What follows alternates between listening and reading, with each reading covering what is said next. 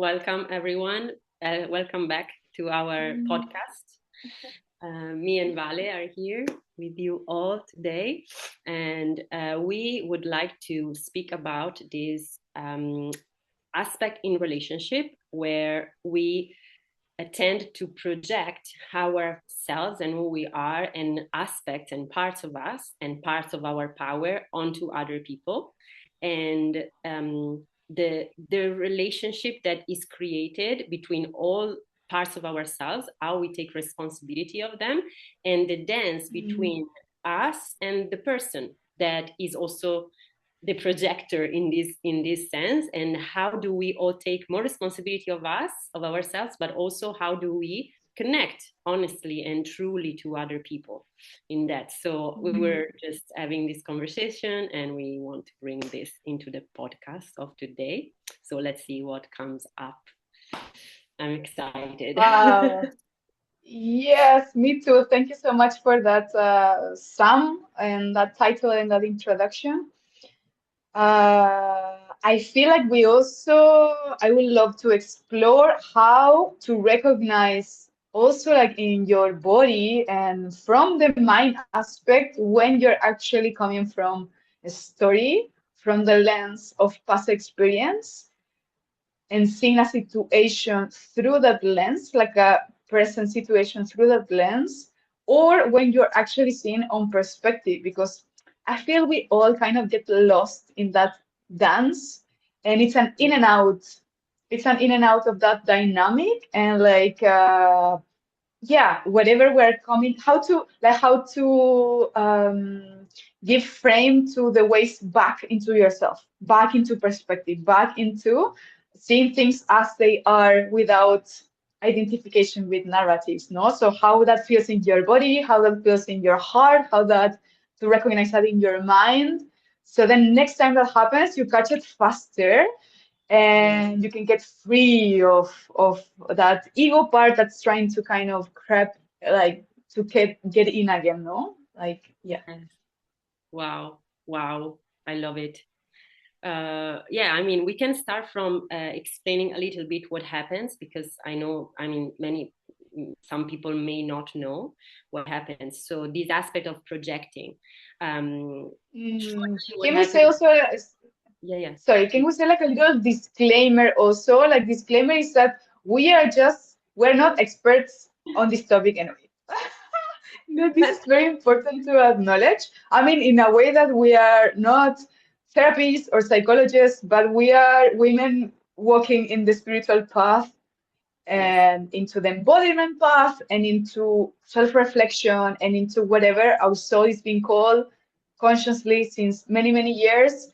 So we resonate with each other's perspectives, and we just we just feel like our conversations have value, and specifically in the topics that we are matching right now. So we just want to share that with the world.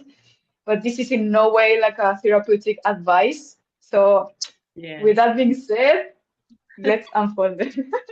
Yes, good. Thank you so much for sharing that. Absolutely. Sometimes we really need help and therapists, and I mean, we had our own journeys with our therapy and healing modalities, and now we are sharing our experience from that, and we have all our own ways to help people and help others. So, yeah.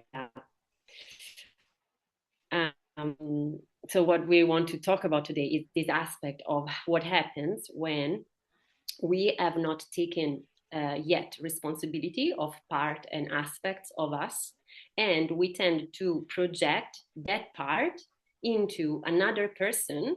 So we basically see the power and the gold that is in us, but into another person, and they kind of will hold for us that aspect. And in this projection, what can happen is that we give them the responsibility to achieve that for us, or we have then the expectation, we have some kind of expectation from them, because we are seeing our power in them. So we are like, oh, but you are amazing, you can do that. That's when we fall in love with potential, right? We are like, oh, but this man is incredible, I love it, and you can be this and that and that. And it's like, oh, actually that is my inner masculine, and whatever I see in him, it's me in my power, on in my integrated masculine. That's what happened to me, right? So I was projecting all that power and that devotion, protection, safety, groundedness, and all these masculine things, because I was not embodied yet in that aspect of my life. I was not holding myself. I was not protecting myself.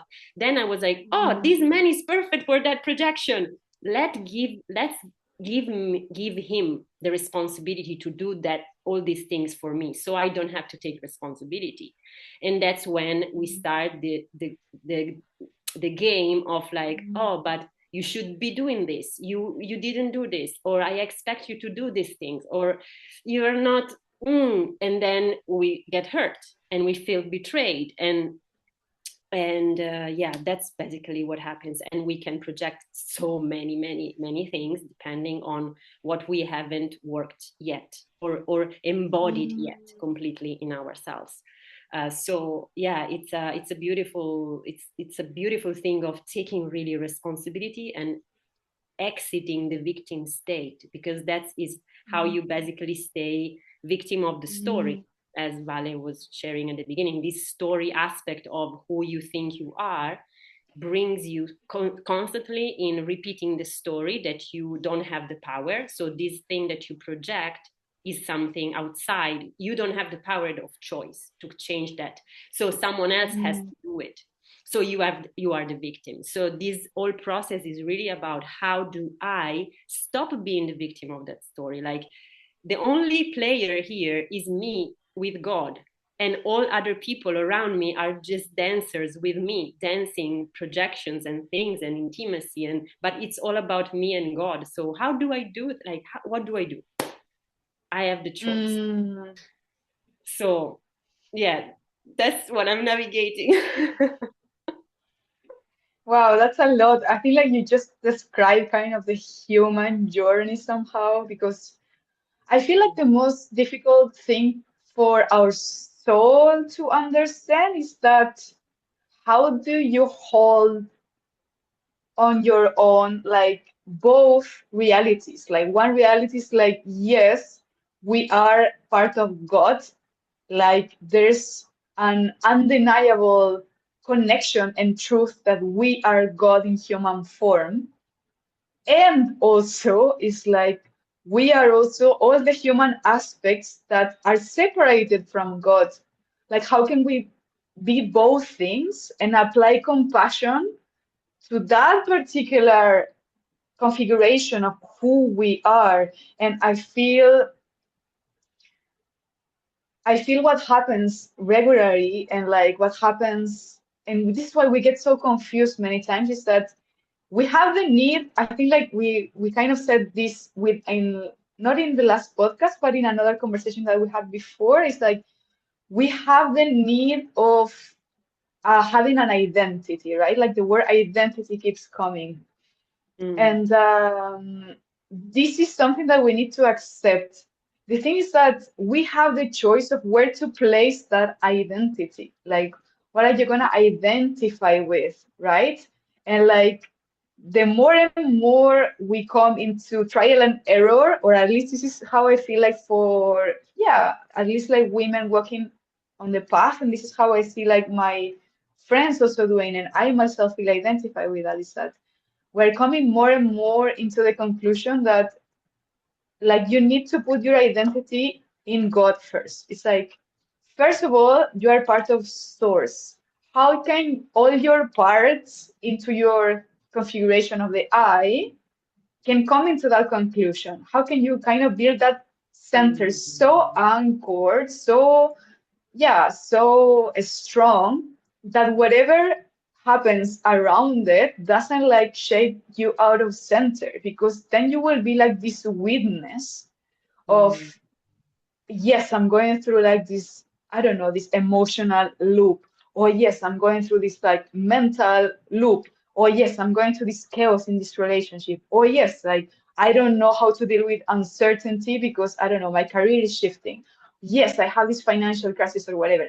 All these things are like human aspects. But as long as you're like deeply anchored in knowing yourself as source, it's also kind of noise around it, right? Because like like your identification with with the I is like so much deeper than whatever drama can be happening in the surface. And in that way, I feel like the more and more I kind of understand this with, it's not from the mind perspective. The mind is like, it's like a door towards understanding it through consciousness, but it's just like a door towards it. But the more and more that I remember, because it's a knowing, right? Like the more and more that you remember this, the more and more you're growing in compassion. This value keeps coming. I feel like that's the main quality of source. It's just like deep compassion, and like even when someone is hurting you a lot with some behavior, you can see this through the lens of compassion, which is like the highest perspective that you can ever have. So yes, like in the deeper level, you will find compassion towards that person that's hurting you because you see the separation with source in them. And that compassion will also tell you on the human level, go and put a boundary there. So it's Mm. both at the same time. It's like this person is not separated from me because we are both God, Mm. and I'm playing the human game, and I definitely need to put a boundary here, whatever that means for you at the moment, right? So, Mm. how do you hold these two things together? And Wow.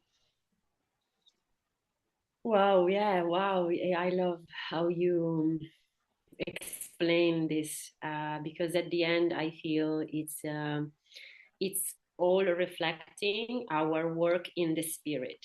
Like the spirit realm is the truth, and whatever we have worked out there, it has been is being reflected in our life. That's why we say that your outside world reflects your inner work, because whatever is not like really working outside, meaning that maybe you are, maybe I don't know, struggling in finances or your career or your love and relationship or your friendship, like everything is some has to do with an inner work with your, yeah, your relationship with God, your uh, inner mirror, like your primary mirror, that is you and God, and this source mm, that we call like that relationship, and remembering that we are child of God is what mm, orients us faster and gives us this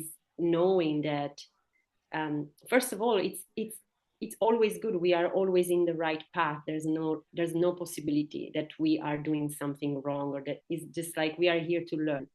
And from that mm, perspective of having, first of all, compassion for ourselves and our journey, is when we can walk with faith, with trust, because then, mm, um, yeah, all these projections and everything that happens in life becomes an opportunity to understand better the relation, your own relationship with creation and with God, because I feel really is about all asking the right questions whenever we have these mm, reflections and these opportunities, and these like, oh, I see separation, like I am struggling in this relationship, so there's a separation wound, there's somewhere in the way of me and prayer and me and God, there has been a deviation of feeling oneness, feeling unity. So this relationship is reflecting me that.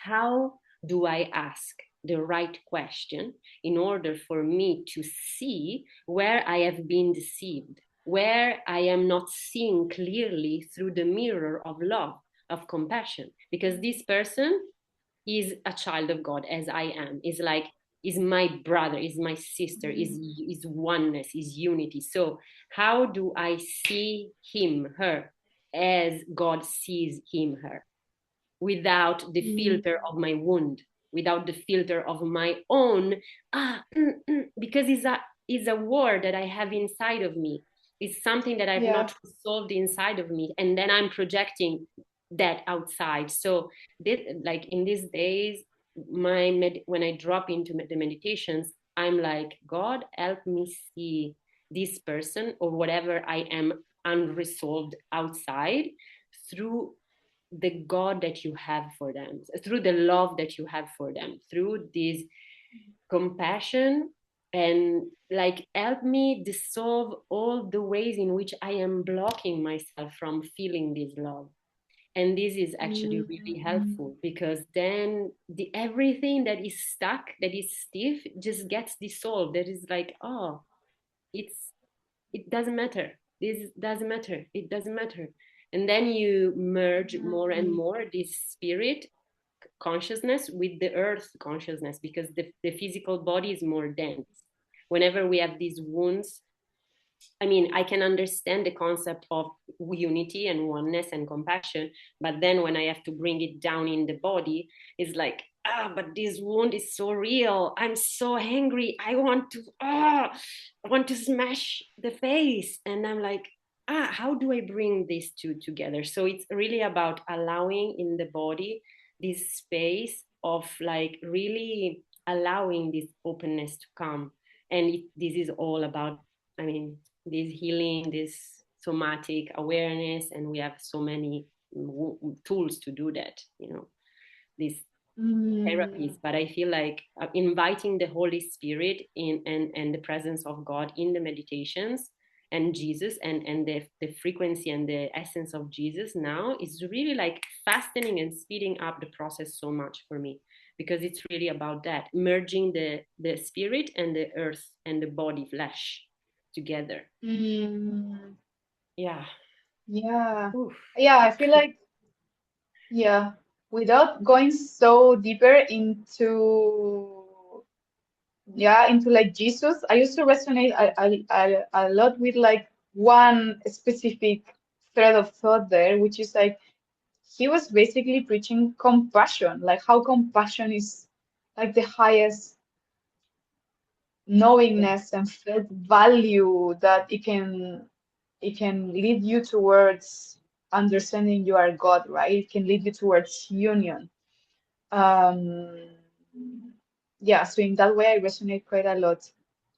I have so many thoughts of like just and like images that are coming right now. It's like it's also, like if we're talking about the topic of like projection and when do you know if you're coming from a filter of a story and whatnot, da, da, da.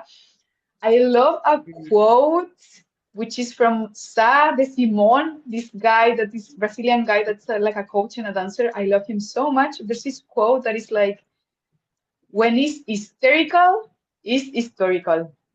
Oh, I love it. Oh.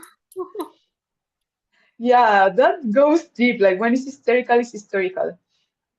So this can be like a mental post-it right there, right? Because whenever we find ourselves like reacting and not actually responding, actually reacting about something, you can definitely for sure be, yeah, know for sure that it's coming from a belief system, right?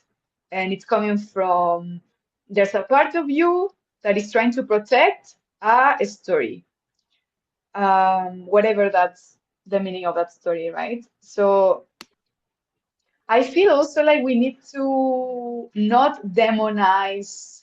I feel like there's a lot of yeah, demonization of these words and concepts. For example, like a demonized concept is like ego, right?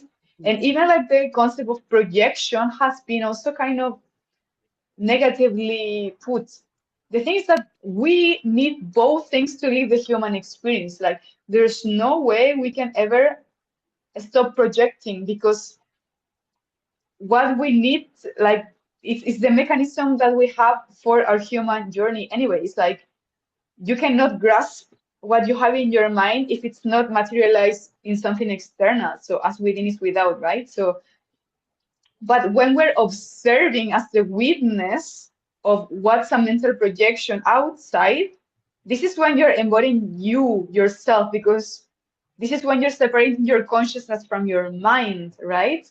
So, and this is where it gets interesting because you are already in your I identity. You're already anchored in being the witness. From that place, you have the freedom of choosing. You have the freedom of choosing, like, yeah, how you want to engage with a particular situation. Even when you're like, if you're from that place, even when you're feeling so deeply your emotions, you are feeling them in a way that you know is an experience. It's a felt experience in your nervous system. It's a felt experience in your body.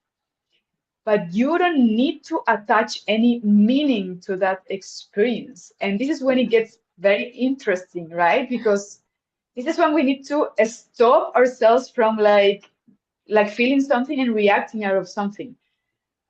Whenever we're like we do this automatically, right? Like we're kind of immediately attaching some meaning to every single feeling.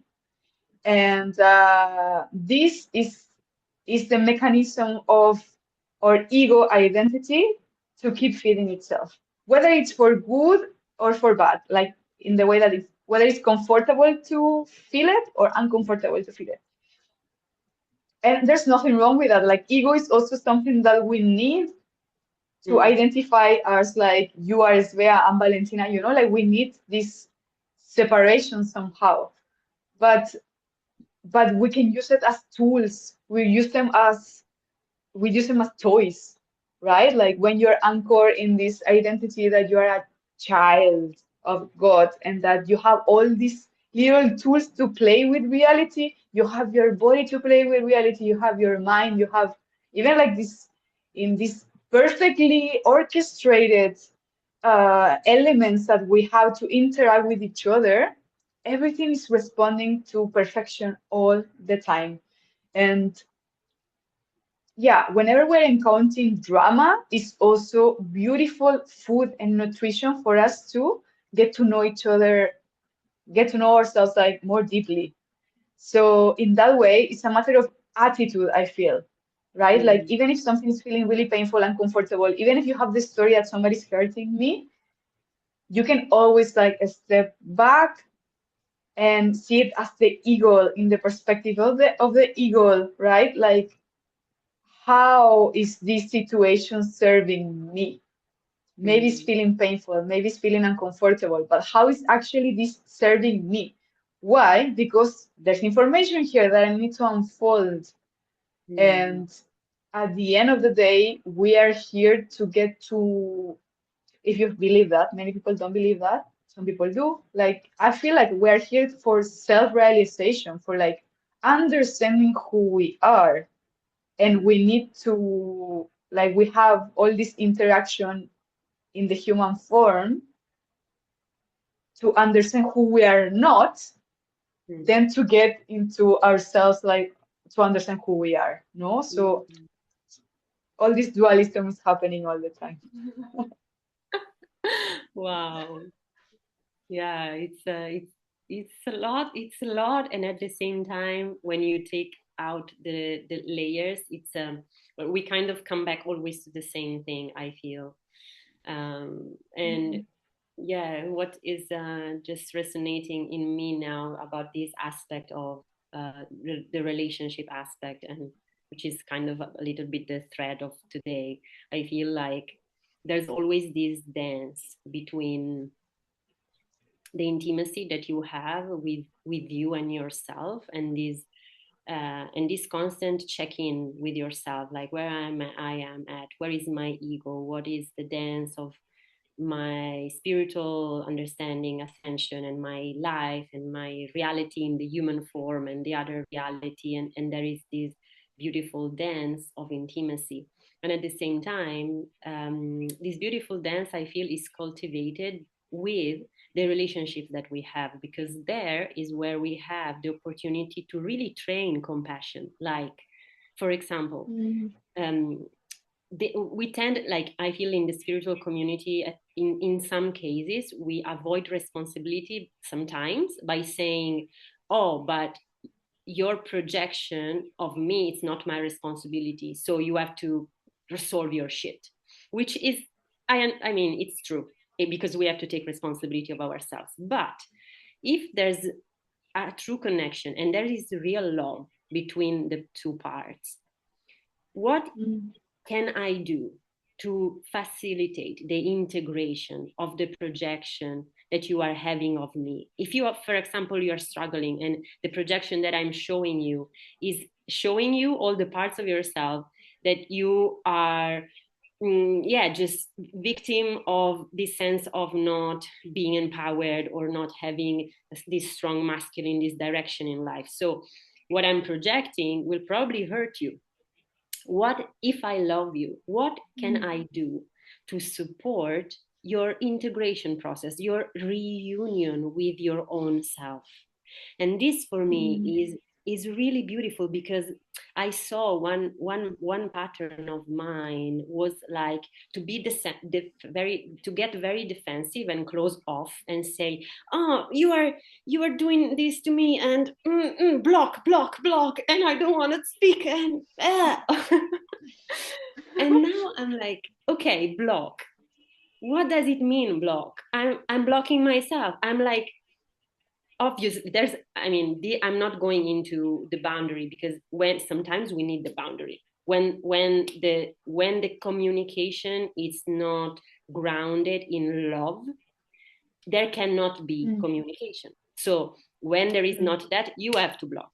But there's a moment where both parts realize, start to take their responsibility and start the dance. And that's when I feel it's like, oh, this is a new territory because I've never experienced taking responsibility of my projection while you love me, while you stay there.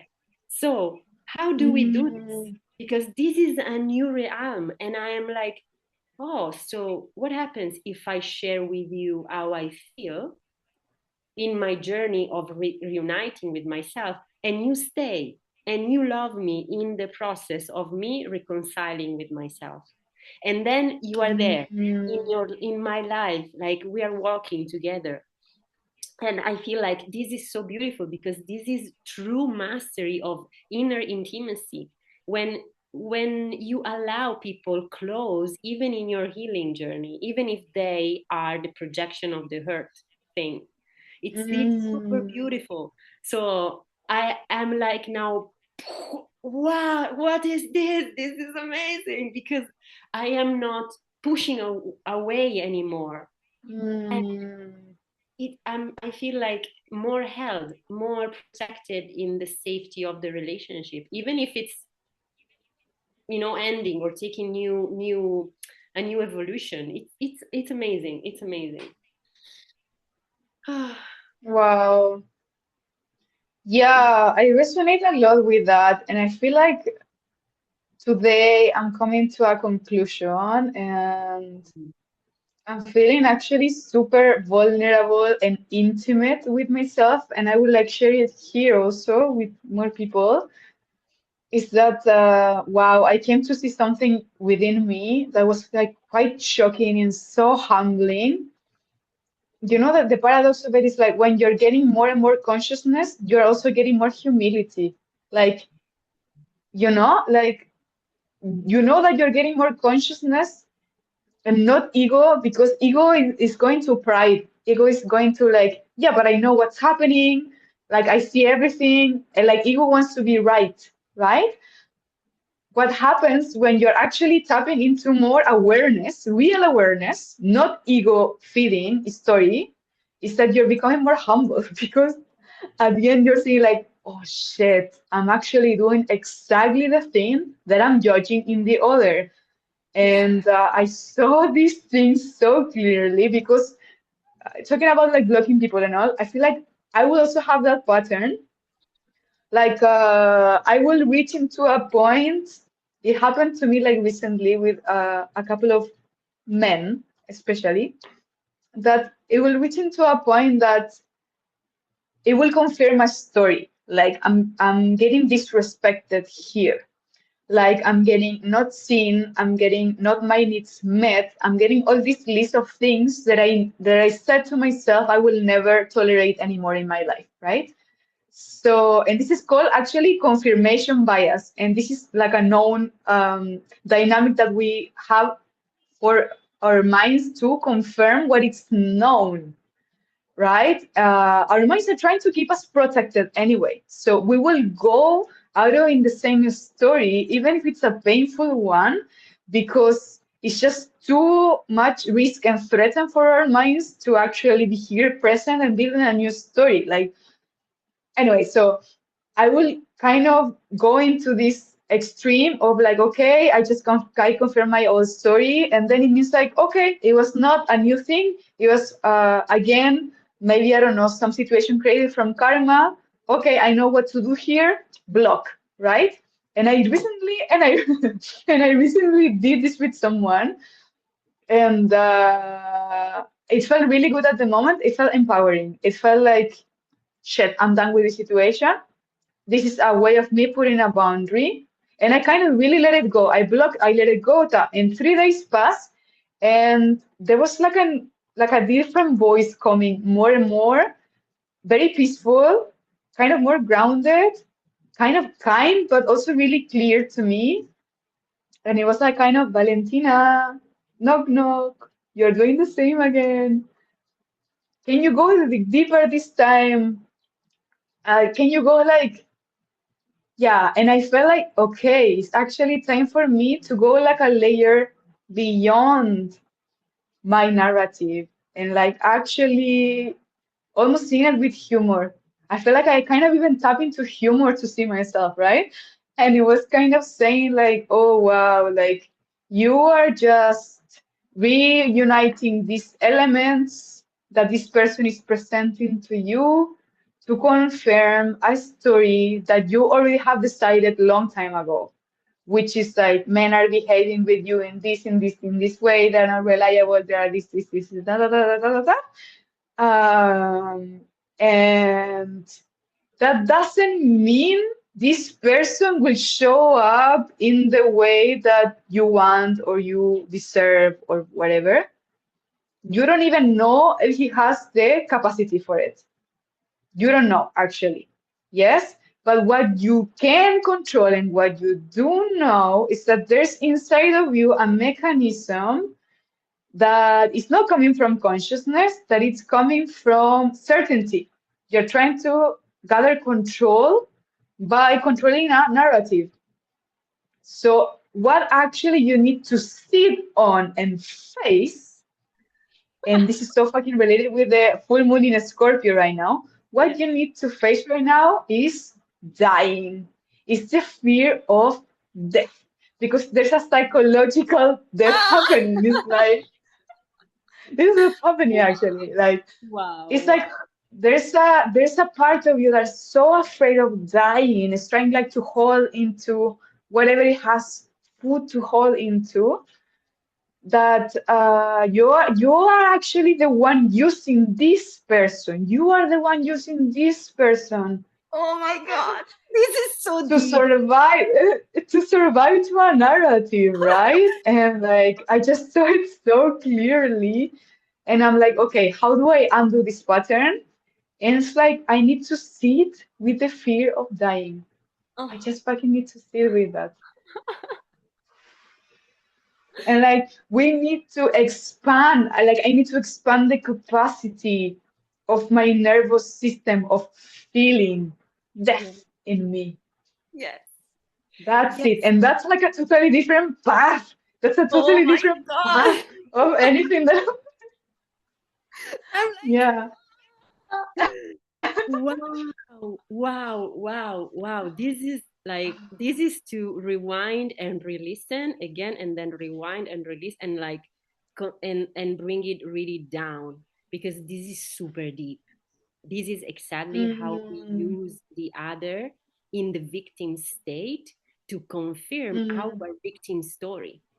Because if there's no proof, then we are not victim, right? So we need something, mm, someone that confirms that we are victims. So I will manipulate in crazy ways by, making you also the perpetrator just to mm, prove that I'm the victim. But I am manipulating. mm, It's so crazy. It's so deep. So we have to be really careful because it comes from a very, very ancient wound. It's not like, Yeah. it's very deep. We have to really understand how deep it is to catch it and say, oh, wow, this is intense. What I am experiencing. So having deep compassion for the part of you that is feels so in separation, that has to create this story just to confirm the Mm. separation story. So Mm. how do we bring so much compassion to that part that feels so annihilated? Because that's the part that is creating the story.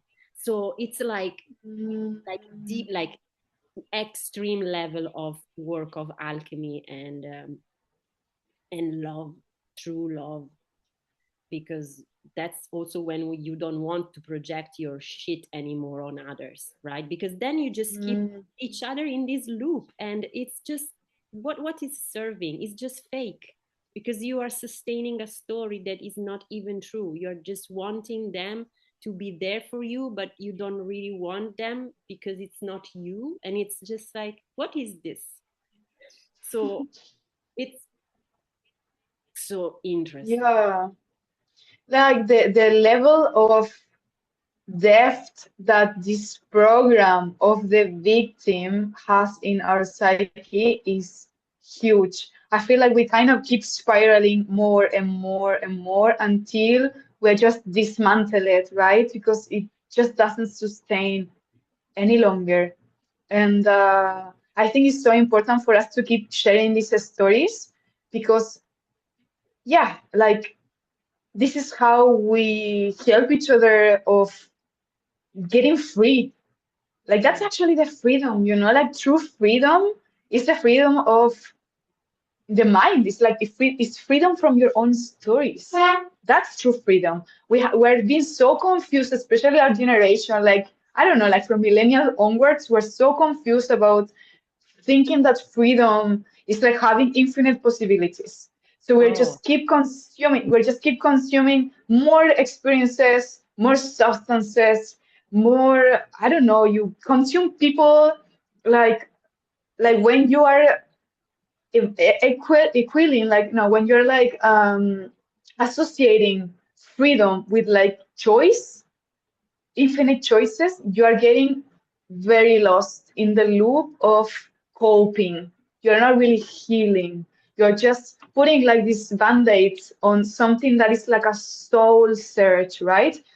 When you're actually like anchored in purpose, whatever you wanna put it, when you're anchored there, you are actually understanding how freedom is freedom from yourself. It's freedom from yourself, from your the concept of self even, right? And like freedom is knowing you are held in a divine plan and that you're free to choose whatever, but it's not through feeling good all the time that you're getting freedom. It's yeah, it's not through like the momentarily happiness of many choices and newness.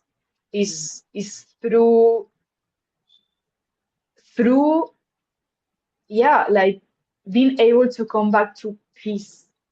I mm, feel like actually we should aspire and we should aim for peace much more than even like happiness and freedom. Like these two things are kind of the smell that comes after the flower of peace, right? Like these are like the products of already feeling at peace.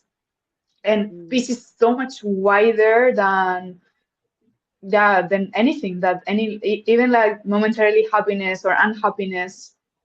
mm, Yeah, it's actually about peace, no? And I don't know. I feel like I tap into like different themes. I feel like I kind of a mm. conceptual mind, a map in my mind. But yeah, I just wanted to, because at the end of the day, when you're feeling anchored in that peace, you can know that you are embodying self, you're embodying God at the end. So, yes. maybe that's also a way of checking with yourself if you're actually projecting into people and not actually taking responsibility. Because what the ego wants to do to confirm the story is to prove itself right. Yes. So then the question arises, like, do you prefer to be right or do you prefer to be at peace? I Yes. love this question so much. It's like a self-check question every time as well. Mm. Yes. Wow. Yeah. Thank you for sharing that. Uh, yeah, it's a constant work. I feel it's we also must be constantly humble to know that we have always a bit work to do, because sometimes the ego will also make you believe that you got it, that you're like, oh, I did Mm, it, now I'm free, or now this pattern will not show up again, or but there are always layers and deeper layers. So with humility, keep walking, being very sharp, very attentive, with the mind that is constantly checking in with yourself and with your work, and prioritize this piece. So knowing that mm, new patterns will come, new things will come, new projections will come. Like, how do I train the attitude that you were talking about at the beginning? Like, mm, that attitude, I feel, is exactly also a pattern, right? Like the position of our heart towards how we walk the journey of life.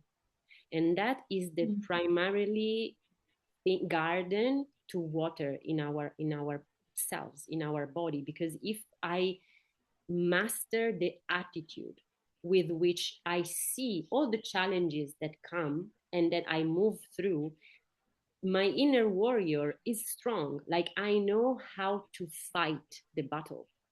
If I don't mm, nourish that, then it will be like, oh, another thing, but God, why you always send me these things? I thought I already worked on it, and now another thing, and you go on and act the victim again. Because yeah. every time that we are like, I got it, the ego is like, Mm, oh, I got it. So now I can be the victim again. So mm, these all work of like staying really like, these Shaolin. I've trained with the Shaolin, the discipline of the Chinese and the Kung Fu, and this inner spirit, like you never lose the concentration on what is actually important, which is the positioning of mm, your attitude, of your heart, and how you move with the challenges. It's not about the fight, mm, it's about how you dance with what comes. And wow, it's really mm, like, it's the key, because then you never rise above feeling better than others, or that you got it, or that you're superhuman and that you are more important. And it's just like, wow, I am part of creation. God created me for a purpose, which is reunite my consciousness with his consciousness. And how do I walk the path? And I just keep walking the path. And peace, what you mm. said is like keeping the peace. Peace is a promise you keep. I remember this quote from somewhere. Ooh, Peace is a promise you keep, and it's really like, wow. yes, yes, it's really the priority, and we have to, yeah, really have the keep the awareness that that is the priority. Because if we don't know why we do things and what our priority is, and we are, as you said, like, because the spirit of rebellion, like this virus of the spirit of Mm, rebellion, is so strong into our society now, because it gives us the illusion that we have the power, that we are free. Oh, so now I can have so much money because I am an empowered feminine awakening kundalini goddess. So I have all my money, I create all the things, and I buy house in Bali, and I'm so important. And I think mm, that that is what God wants for me. But that is the spirit of rebellion. That is the spirit of like, I want to be God. You are God already. Like, how do you attune to that? It's just like abundance is our state of being. We don't need more than what God is already giving us. We have to serve in humility because we have everything already. So it's about this balance, and this spirit of rebellion, we really have to catch it, because it's the way in which the false matrix is trapping us into not stepping into our full potential. So Mm. yes, you know. Do you mean like the spirit of rebellion to God? Like what's actually the spirit of rebellion? Can you like elaborate a bit more? I'm very interested on that. Yes, so the spirit of rebellion is a spirit that makes you believe that you can be anything that you want. It's really like that spirit of not recognizing your right relationship with God. And this Mm. is, an infiltration of other spirits that wants to use humans to get power over the earth. Because when we don't know that we have the highest authority that God gave us to steward the earth, then we allow other intrusions to take over our mind.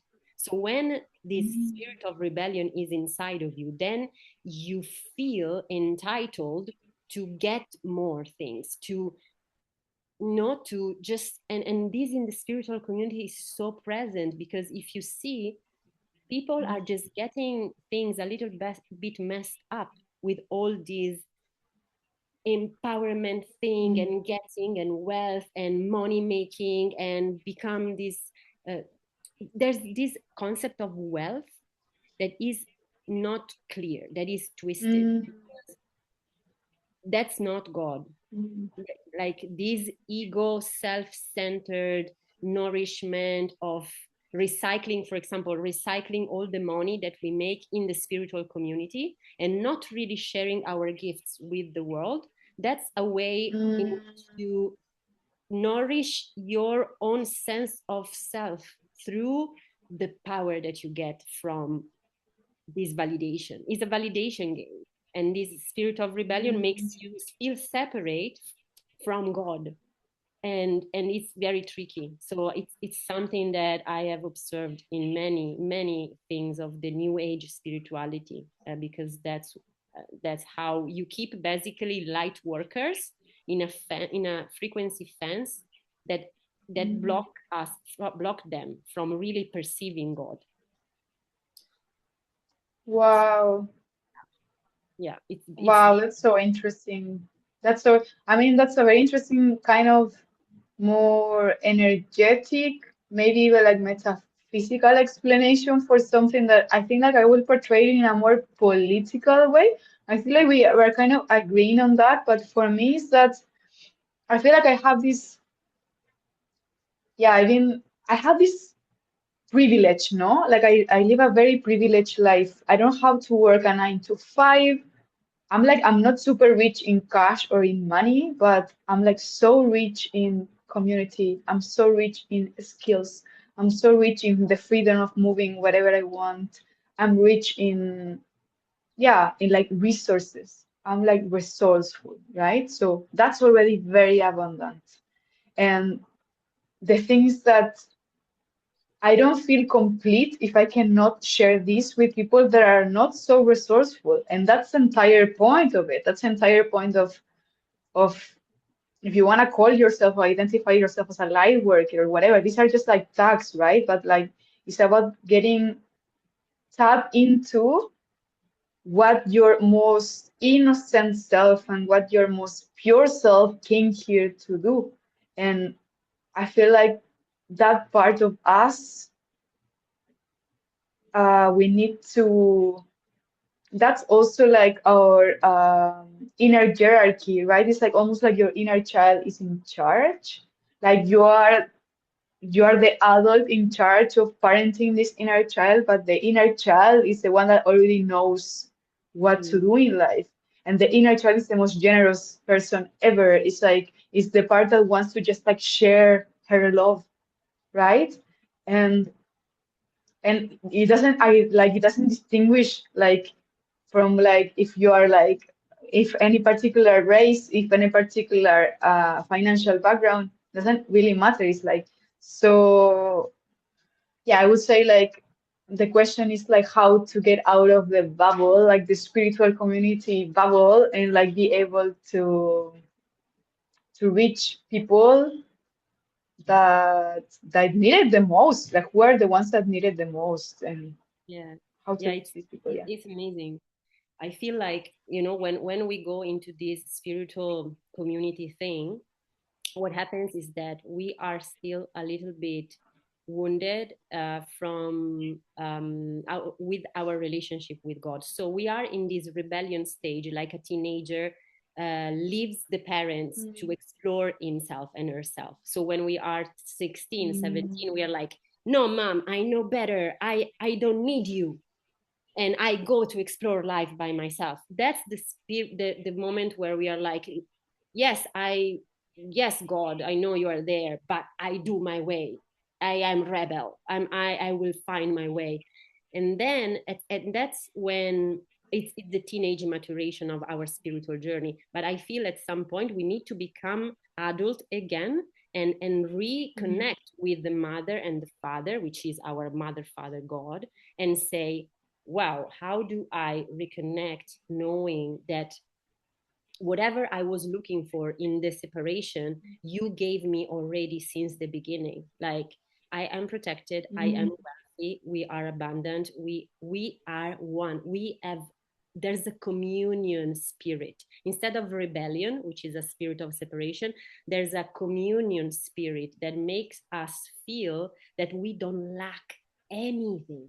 There's no need to accumulate. mm, There's no need to make more things yours and take them, because there's no point in that. And that's the step that we miss, to actually then serve the world from that space of like recognizing how many skills we actually have, and make it so accessible for people that have no idea what we're doing. Like, now my mm, step is like, sometimes I get so lost in how many things I know about the body and about how to help people and about how to heal the body through movement, that I create offerings only by people that are already very advanced. But I'm like, mm, actually, what you can do for the population of humanity now, it's incredible with so little things. Like, what mm, I have, the pearl that I have, is so magical to help thousands of people if I make it so simple that people can mm, understand. Because, mm, it's just like, we have the gold. We have completed kind of a cycle, and now we need to give the gold to the people that need the medicine, but they don't need mm, the super advanced practice, meditation of 3 hours. What can be a 10-minute practice that can help the person that is stuck in their patterns of victimization in the city and has a 9 to 5 job and needs to move their body? yeah. Mhm. Wow. I'm actually transiting the same, it's that at the end, what's the point of having all this knowledge and all this intellect and have read all these books and all of that if you are not able to simplify it to the core and to offer it to people that don't have access to it? That's Yes. actually the entire point of it. And that's the highest way of using also our intellect. It's like making very complex and layer things into a very like simplified way and very accessible, very direct, and just go for it.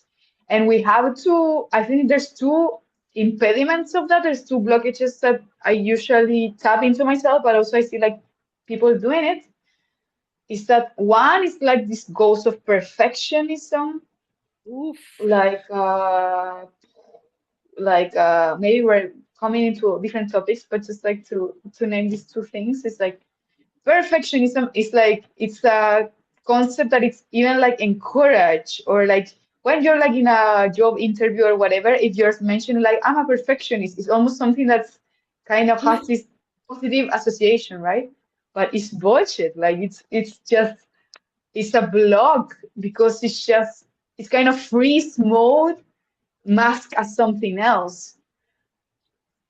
Like it's in an illusion on itself. Like everything that's happening is already perfect in some level, and this is just like postponing and like procrastinating, yeah, like for us to share what is here present here and now as we are. And it's also like the fear of showing ourselves in our authentic selves, like the fear of vulnerability, right? Like the fear of being seen, which is Yeah. Oh, yeah. yes, this is one thing. And I lost my train of thought to the second thing, but I think that that's enough for Yeah, yeah, no, I think you said it, no? It was like this. Is the perfectionism and the visibility. Mm, Yeah, these two things. yeah, like yeah, that's a yeah, like how much we are like we want to be seen, and then we're very afraid of being seen. So we're creating like like a kind of a loop in your own personality. Yeah, At the end of yeah, the day, is expanding. Everything is expanding the capacity to sit with your feelings. It's expanding the capacity of feeling the uncomfort. yes, This yes, that's the thing, like, and our minds make it in such a way that it's creating these blocks of actually doing that. But it's you need to just expand the capacity of like really feeling. Just that's the verb. It's about feeling it. Many feelings, they just need to be felt. They are not justifying any belief system. They're not justifying any story. And when the more we're doing that, the less we're also projecting things into other people. Like to kind of like wrap up into the first topic, right? About projections. yeah, yes, Yeah. absolutely. Wow. Yeah, wow. I think we have traveled through so many things already today. I think we can wrap up. Yeah. And Yes. it was a really powerful, beautiful conversation. I have so many, yeah, just highlights or clarity in my mind, and it's always beautiful to express in words and with other humans what you have, kind of what are you understanding, so that it makes it more real in the reality, in the 3D. So it's Mhm. woo, so much. Oh, wow. That's a lot, but yeah. Wow. Thank you, Thank sister. you. Thank you. I feel like the more we are putting topics out there, the more topics are coming, no? It's like, Yeah, yeah, it's always beautiful because the path comes when you start walking, right? So then we are like, okay, now we have five other topics to talk about next time. beautiful. Yeah, So expansive. stay tuned with us, stay tuned in our channel. Every week we will try to post something new, so let us know what you think about, and see you next time. See you next time, and thank you for trusting our conversations. And yeah, thank you for your time also. So, Absolutely. Mwah. yeah. Mwah. See you. See you next week.